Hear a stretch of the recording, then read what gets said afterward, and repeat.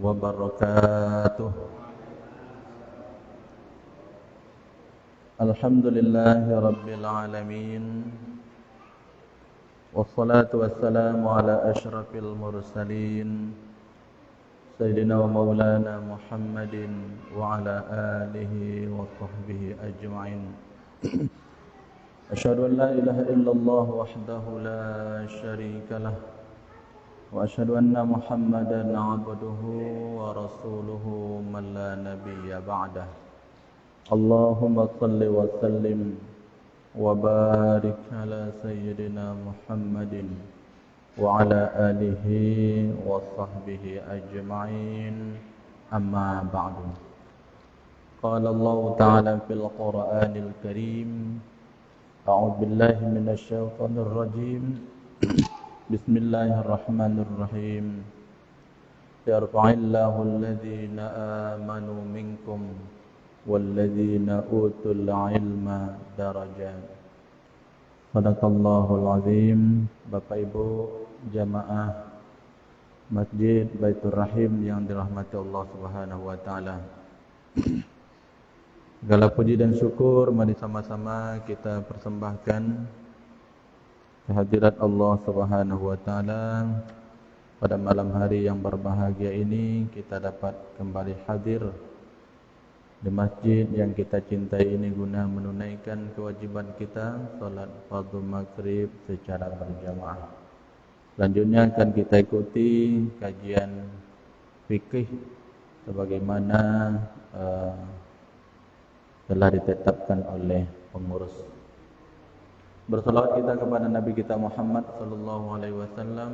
Allahumma salli ala sayyidina Muhammad wa ala ali sayyidina Muhammad. Bapak-bapak dan ibu-ibu yang berbahagia, menuntut ilmu ini dari buayan sampai ke liang lahat. Artinya sejak kita dilahirkan sampai kita meninggal. Ya. Meninggal itu artinya sampai kita akhir hayat kita. Jadi kalau kita mau meninggal besok itu masih bisa diajar. Laqinu mautakum bi kalimatil la ilaha illallah. Ajarilah orang yang akan apabila malaikat mungkar nangkir datang, itu yang dibaca oleh imam-imam masjid yang disebut dengan talqin mayit. Ya. Bila malaikat menanyakan mar rabbuka, maka jawablah Rabbi Allah. Itu bisa diajar.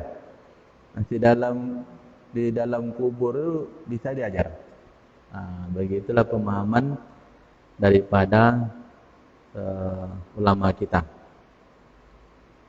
Jadi untuk itu menuntut ilmu ini tidak ada batas usia dalam Islam.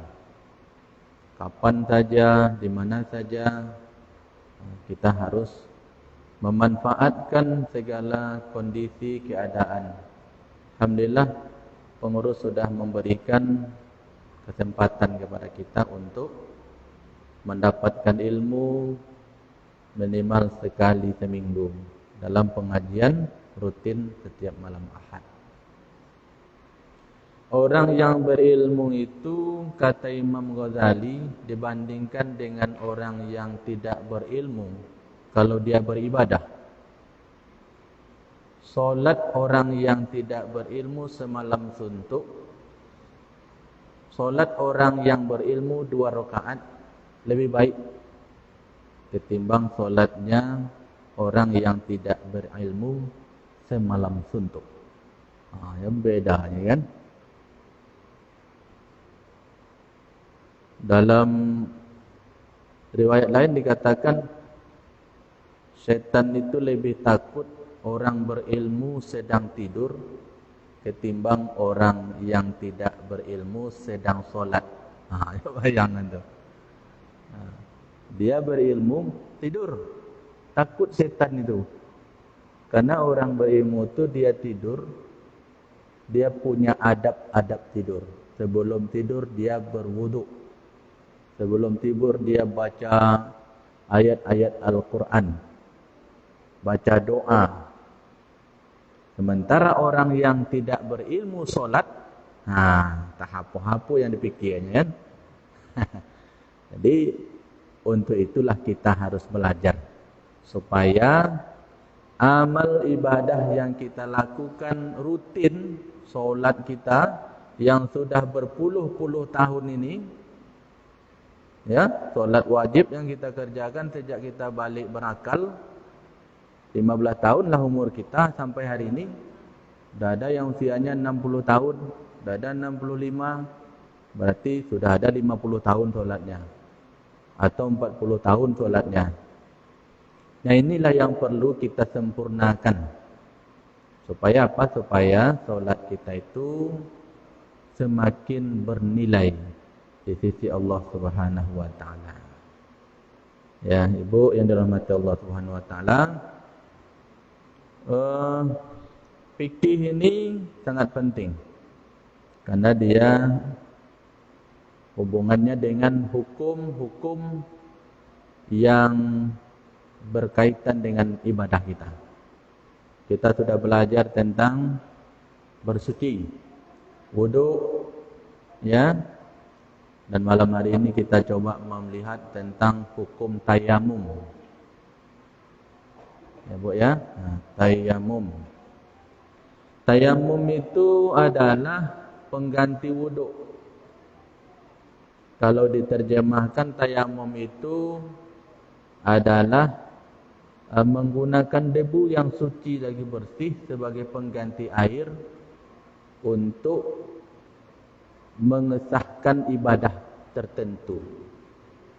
Jadi tayamum itu dengan debu yang suci lagi bersih, ya, dengan cara yang ditentukan untuk membolehkan melakukan satu ibadah karena ketiadaan air.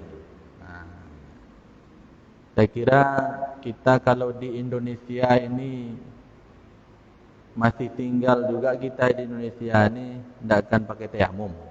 Gini dah. Nah, air itu lebih datang ya. Tapi ketika kita nanti pergi, umpamanya umroh atau haji di dalam pesawat, karena dalam pesawat itu ada 8 atau 9 jam, ada waktu solat yang terlewatkan. Artinya di dalam pesawat itu ada waktu solat yang kita tempuh. Maka kalau Kementerian Agama kita Republik Indonesia itu memakai pendapat ulama yang mengatakan kita solat dengan kondisi yang darurat. Itu ya, Bu ya. Walaupun ada pendapat yang membolehkan kita mengqadha. Kita qadha saja, nanti sampai di Mekah atau di Jeddah baru diganti. Ada ya. Tapi pemerintah kita mengarahkan begitu. Nah, makanya kalau Bapak Ibu umroh atau haji itu bertayamumlah di dalam pesawat itu, karena dalam pesawat itu tidak ada tempat berwudu, tidak ada air. Tayamumlah di sandaran kursi kawan di depan kita atau ke kaca pesawat. Nah, jadi disitulah kita baru merasakan tayamum. Kalau masih di Indonesia ini, kalau soal ketiadaan air tidak ada. Tapi mungkin ada alasan lain nanti karena tidak boleh menggunakan air. Nah, itu bisa jadi. Nah, sakit, ya, atau dingin, atau terhalang untuk memperoleh air. Nah, ini dia. Jadi tayamum ini pengganti wudu karena beberapa alasan. Tidak ada air tapi sedikit, ada air tapi tidak boleh atau tidak bisa menggunakannya karena kondisi darurat atau sakit. Kemudian ada air tapi sangat jauh atau ada air, ada penghalangnya. Nah, maka dibolehkanlah kita bertayamum. Rukun tayamum itu pertama niat. Kalau kita pakai lafaz niatnya nawaitu tayammuma. Sengaja aku bertayamum. Kalau untuk apa kita? Ini tayamum ini harus ditentukan. Untuk solatkah kita? Untuk baca Quran? Jadi satu kali tayamum itu hanya boleh digunakan untuk satu kali solat fardu dan solat sunat. Nanti kalau habis itu mau membaca Al-Quran mamanya, maka kita bertayamum lagi. Jadi kalau kita bertayamum untuk solat maunya nawaitu tayammuma li istibahatis solat, supaya saya boleh mengerjakan solat lillahi ta'ala. Sengaja saya bertayamum untuk menunaikan solat karena Allah Ta'ala. Beda dengan wuduk kan? Kalau wuduk, kita berwuduk nawaitul wudu'a li raf'il hadasil asghari lillahi ta'ala. Tidak disebutkan untuk solatkah, solat wajibkah, solat sunatkah, baca Qurankah, i'tikafkah, umum. Tapi kalau tayamum ini dibatasi, ya, untuk satu kali solat fardu dan beberapa nanti solat sunat sesudahnya. Kalau mau baca Quran, maka nanti wuduknya, niat tayamumnya sudah dibedakan. Tayamum lagi. Jadi pertama niat, karena niat itu adalah rukun dari setiap ibadah. Jadi kalau ibadah tanpa niat tidak sah. Niat itu intinya betulnya di hati. Bukan lafaznya itu. Lafaznya tadi itu hanya mengingatkan kita. Menzohirkannya, mengingatkan, menyadarkan kita bahwa kita akan tayamum. Bahwa kita akan tayamum.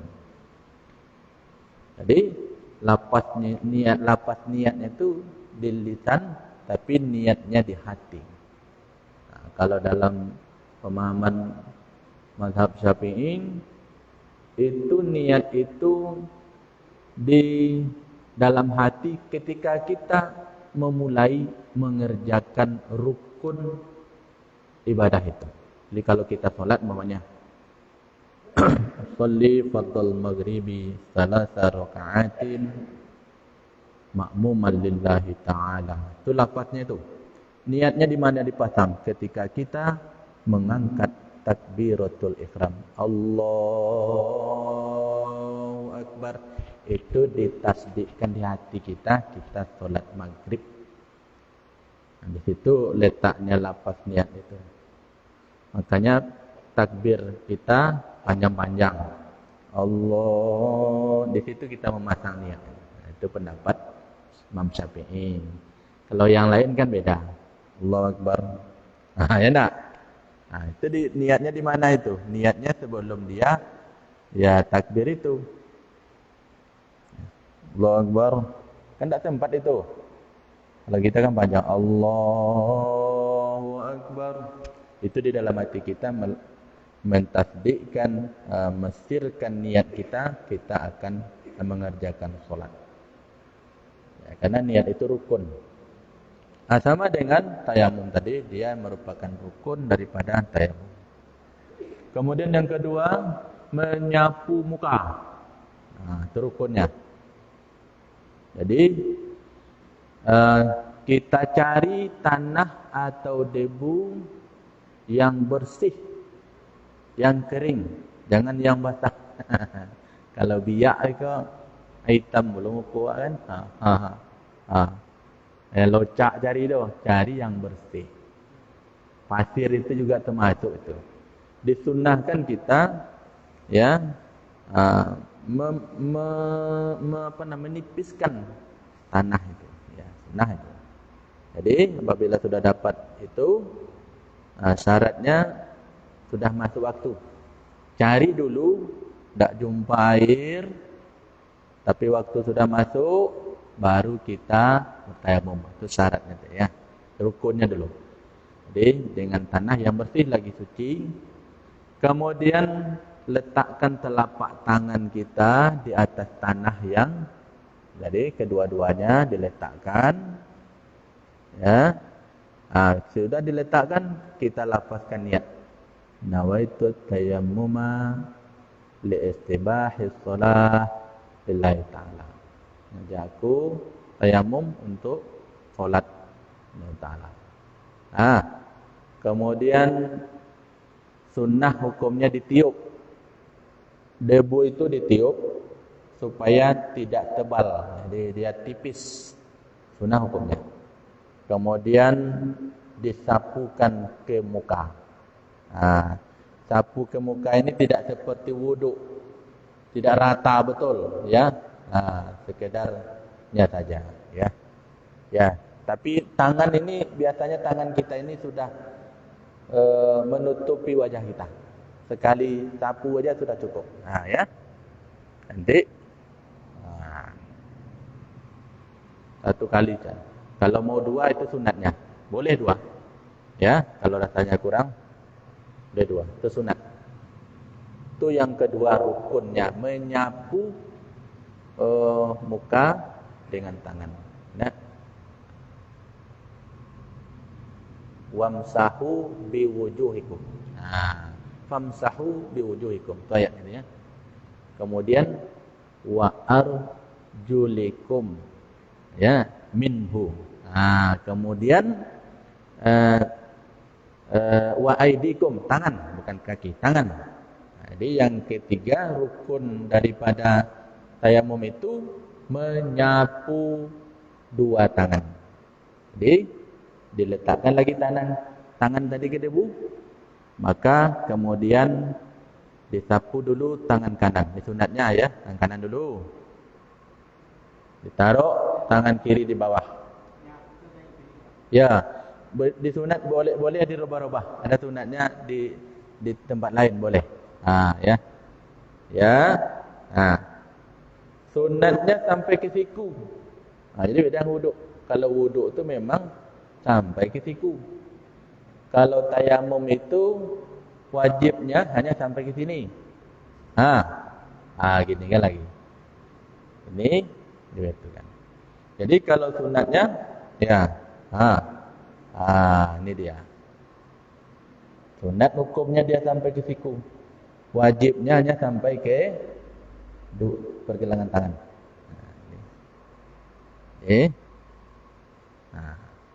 Itu cukup. Kemudian kiri lagi, ya. Sunatnya sampai ke siku. Kemudian sunat juga memasukkan jari kita, begitu kan, supaya ada debu masuk ke sela-sela jari. Cuman itu rukunnya, tertib yang ketiga. Itu rukunnya. Ya. Kemudian sunatnya adalah membaca bismillah sebelum tayamum. Ya, sama dengan wudu itu. Bismillahirrahmanirrahim. Itu baru berniat. Kemudian menipiskan tadi ya debu, ditiup supaya tidak tebal. Tipis. Ya. Kemudian mendahulukan kanan belum kiri. Kemudian menyapu sampai ke siku, dua siku. Ya. Kemudian sunatnya juga memindahkan tempat kita mengambil tanah itu boleh. Boleh. Tidak salah dia, sunat hukum. Ya. Jadi Bapak Ibu yang berbahagia, di rukunnya pertama niat, kemudian menyapu muka, dan yang ketiga menyapu dua tangan, yang keempat tertib. Kalau wudu niat membasuh, kan beda kan? Kalau di tayamum itu menyapu, ya, ayatnya ayat itu juga itu, kan? Idza qumtum ila sholati faghsilu wujuhakum, tu wuduk. Nanti di bawahnya tayamum. Famsahu biwujuhikum. Kalau wuduk itu membasuh, kalau tayamum menyapu. Tak mungkin membasuh muka dengan tanah, kan? Menyapu saja. Ya, kemudian menyapu tangan. Kalau wuduk membasuh tangan. Yang menyapu hanya kepala. Wamsahu biru'usikum. Itu dalam wuduk menyapu kepala. Di kepala tidak dibasuh, tapi menyapu. Kalau tayamum semuanya menyapu. Famsahu biwujuhikum wa aidikum minhu. Itu lafaznya tu. Ayatnya sama dengan ayat berwuduk. Al-Maidah ayat 6. Atau juga ada di An-Nisa ayat 46 tentang tayamum ini. Kemudian selanjutnya sunatnya tadi baca bismillah. Kemudian menipiskan debu, meniupnya supaya tipis. Kemudian mendahulukan yang kanan daripada yang kiri. Kemudian menyapu tangan ini sampai ke siku. Dan boleh memindah-mindahkan tempat mengambil tanah yang suci lagi bersih. Dan yang terakhir sama dengan wuduk, membaca doa. Asyhadu an la ilaha illallah, sama ya. Allahumma ja'alni minat tawabin wa ja'alni minal mutatahhirin wa ja'alni min ibadikas shalihin. Ini sunatnya. Selanjutnya yang membatalkan tayamum.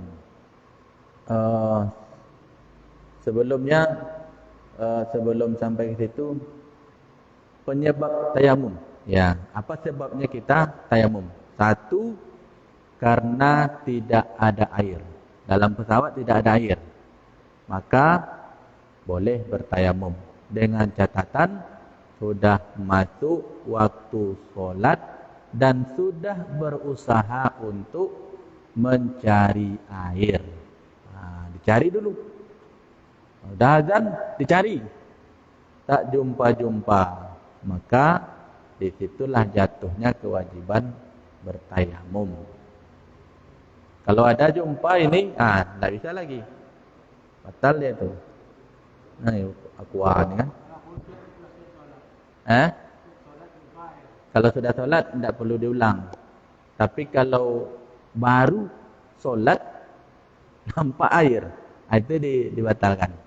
Tapi kalau sudah solat kita, baru jumpa air, solat tadi itu sudah mencukupi. Tapi kalau mau diulang, itu lebih utama.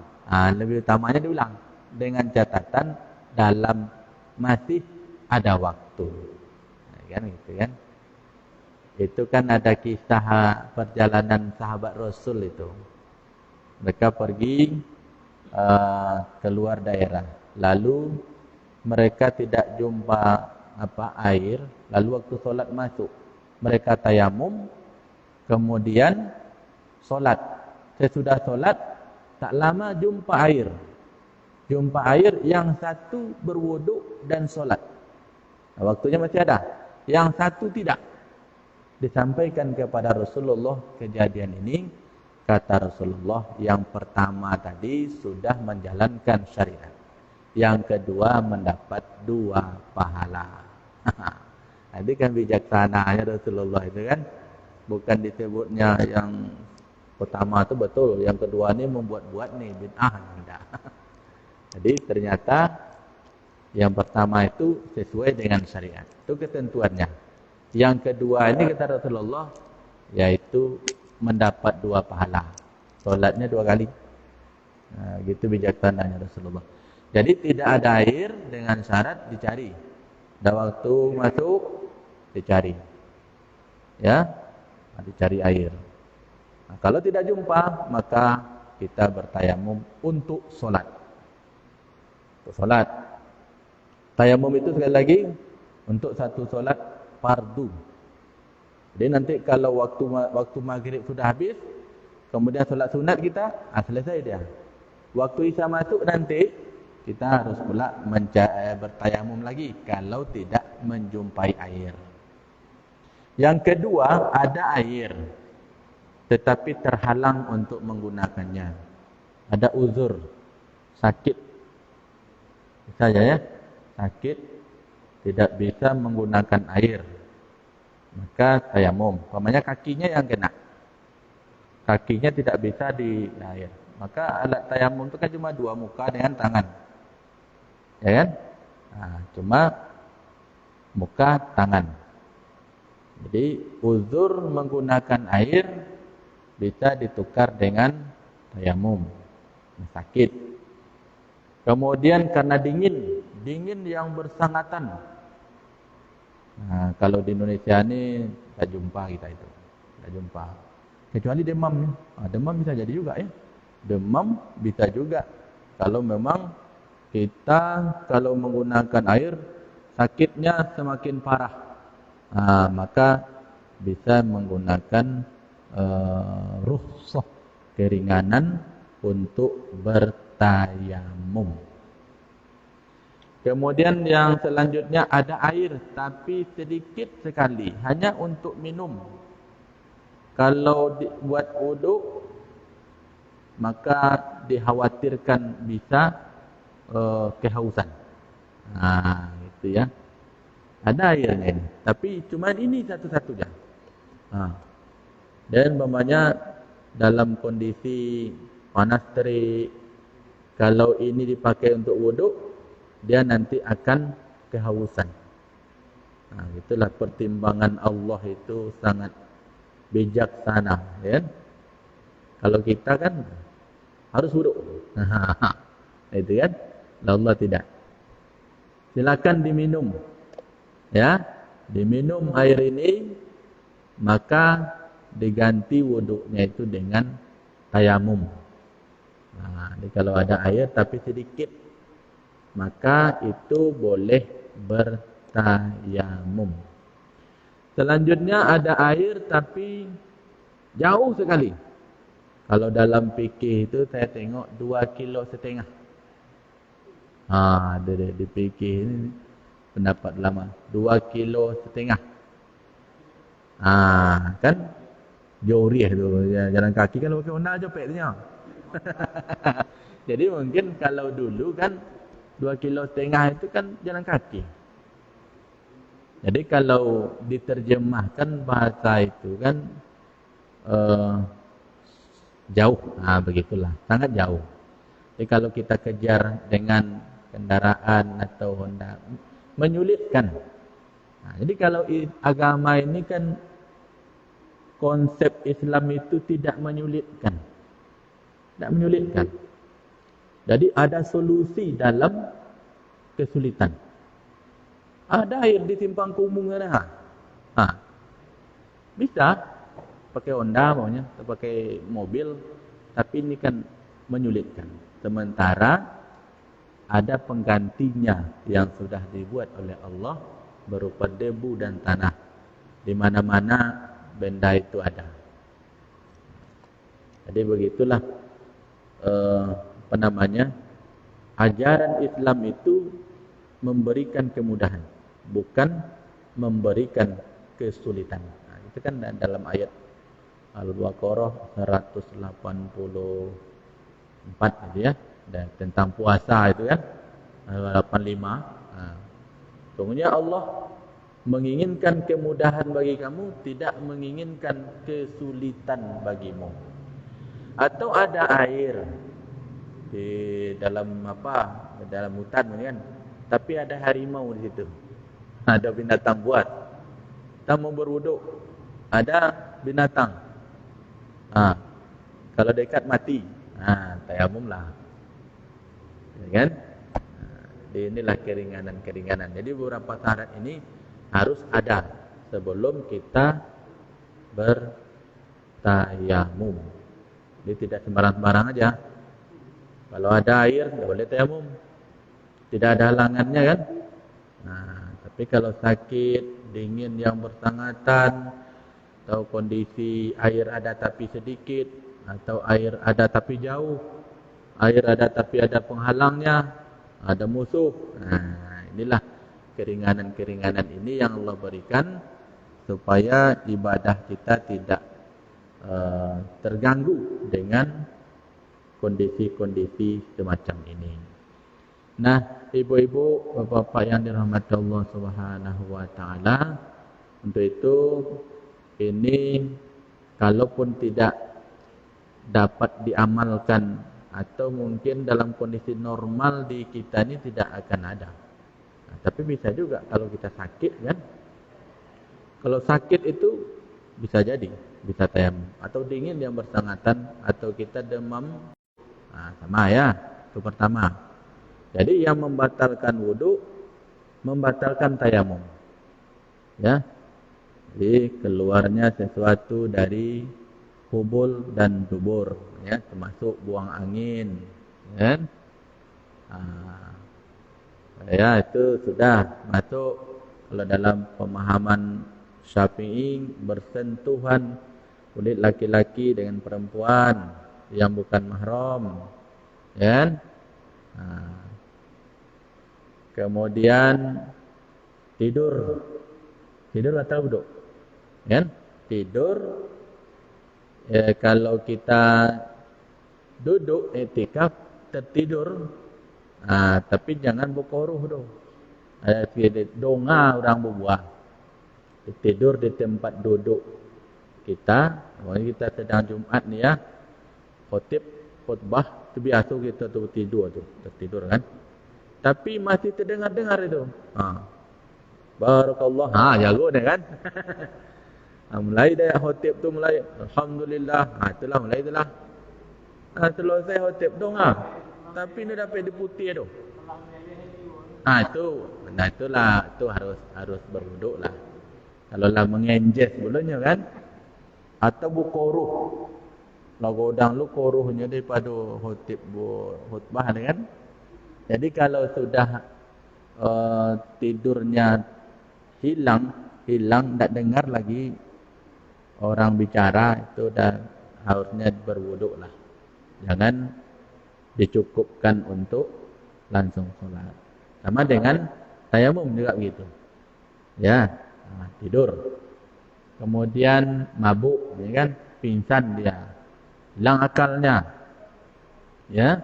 Itu batal itu wudu. Ya kan? Atau kejatuhan najis, ya kan? Atau apa namanya itu? Bernajis. Artinya kalau bernajis itu masih bisa dibuang najisnya. Dengan catatan najis itu najis yang ringan pertengahan. Kalau najisnya najis berat itu ya disamak dahulu. Itu anjing dan babi. Kemudian murtad. Yang murtad ialah keluar Islam. Apa pula wudu lagi kan? Batallah wudunya kan? Ini sama dengan membatalkan wudu, sama dengan membatalkan tayamum. Menyentuh perempuan ikhtilaf, ya, perbedaan ulama. Sama istri kita, ada yang menganggap batal, ada yang tidak. Tidak masalah itu. Itu memang perbedaan pendapat. Ya. Beda pendapat dari ulama-ulama, imam-imam mazhab kita, ya. Sudah dikaji itu. Tidak perlu diperselisihkan. Nanti nampak imamnya sebelum ke masjid salaman sama istrinya. Tidak sah imamnya. Ini dah. Itu berarti dia memakai pendapat yang membolehkan bersentuhan kulit laki-laki dan perempuan. Pendapatnya beda-beda ya. Ikut ambil comot-comot. Itu namanya talfik dalam usul fikih. Kalau kita mengetahui dalilnya, lalu kita dalilnya yang kita pakai ini menurut ilmu kita ini yang kuat. Ya kan? Umpamanya dalam hal menyentuh kulit perempuan, umpamanya kan? pendapat Imam Hanafi tidak batal sama sekali. Ya. Baik dengan syahwat atau dengan syahwat. Baik dia balik maupun tidak balik. Itu Imam Hanafi. Jadi bersentuhan kulit laki-laki perempuan tidak membatalkan wudu. Pendapat Imam Hanafi. Jadi kalau kita di Mekah itu ihram tawaf itu kan, itu tidak ada masalah. Ya. Kemudian Imam Maliki mengatakan batal apabila pertama belum sudah balik. Jadi kalau sudah balik dia batal. Yang kedua diiringi dengan syahwat. Jadi kalau hanya disentuh tidak bersyahwat tidak batal wudu. Ini Imam Maliki. Kemudian Imam Syafi'i inilah yang diamalkan kebanyakan kita batal apabila sudah balik. Ya, balik berakal. Termasuk istri. Itu Syafi'i itu. Termasuk istri. Batal wudu. Jadi mengambil dalil pendapat-pendapat ulama-ulama itu, umpamanya dalam hal ini saya berpendapat Imam Malik lah, umpamanya kan. Kalau tidak ada syahwat tidak batal wudu, umpamanya kan. Kalau kita nilai hadis yang dipakai oleh Imam Malik itu lebih kuat umpamanya ketimbang pendapat Imam Syafi'i, maka boleh kita mengambil dalil pendapat itu, pendapat Imam Malik dalam hal itu. Enak. Jadi artinya sebetulnya kalau kita punya ilmu, enak, bermazhab itu tidak wajib. Tapi bermazhab itu memudahkan. Memudahkan kita. Tapi bagi orang yang awam, bermazhab itu bisa jatuh kepada wajib. Karena dia tidak paham, pandai. Nanti kalau dia mengambil-ngambil mazhab-mazhab itu seenaknya aja itu. Penatinya bilang, itu tidak boleh. Di pertanyaan tadi itu pernah ditanyakan di silaturahim itu. Nampaknya bapak itu dia ngotot tidak boleh. Menurut saya boleh. Itu kan katanya kalau kita mengambil ini itu kan berarti kan menganggap imam mazhab itu lemah pendapatnya. Tidak ada. Kita kan berpindah dari pendapat imam yang satu ke imam yang lain.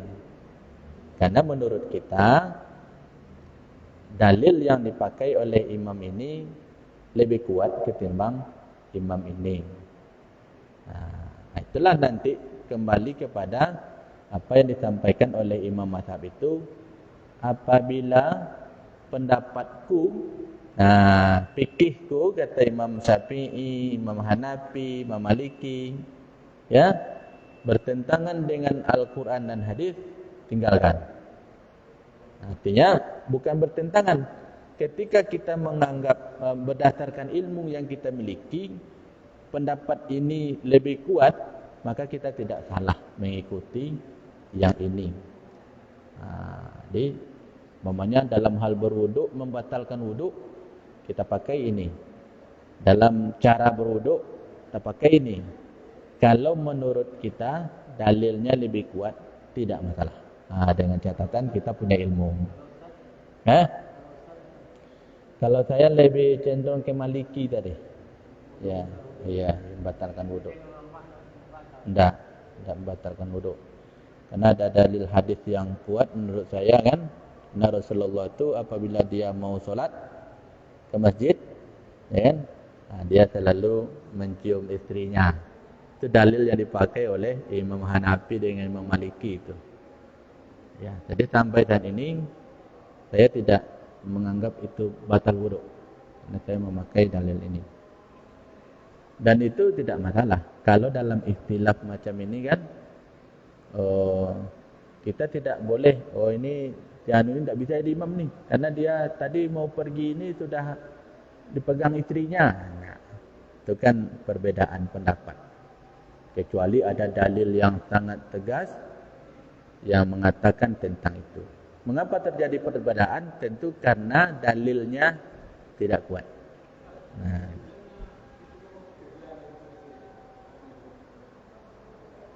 gimana?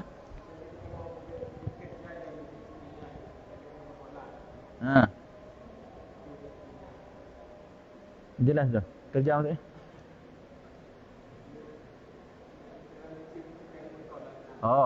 Ya sebatas itu saja. Yaitu Rasulullah. Jadi kalau ulama Syafi'iyah itu Rasulullah itu mencium istrinya itu khusus bagi Rasul katanya kan. Nah, pendapat dia gitu kan. Nah, tapi kalau menimbulkan syahwat, ya sudah. Kita wuduk ya. Nah, kalau wuduknya itu. Nah, ini sekali lagi ini ikhtilaf. Dan itu tidak perlu diperselisihkan. Nih, ibu-ibu yang dirahmati Allah Subhanahu wa taala, kemudian membatalkan wudu itu apabila jumpa air. Kita mau salat tayamum, dah masuk wudu, ada waktu tayamum. Lalu sebelum salat hujan turun namanya kan?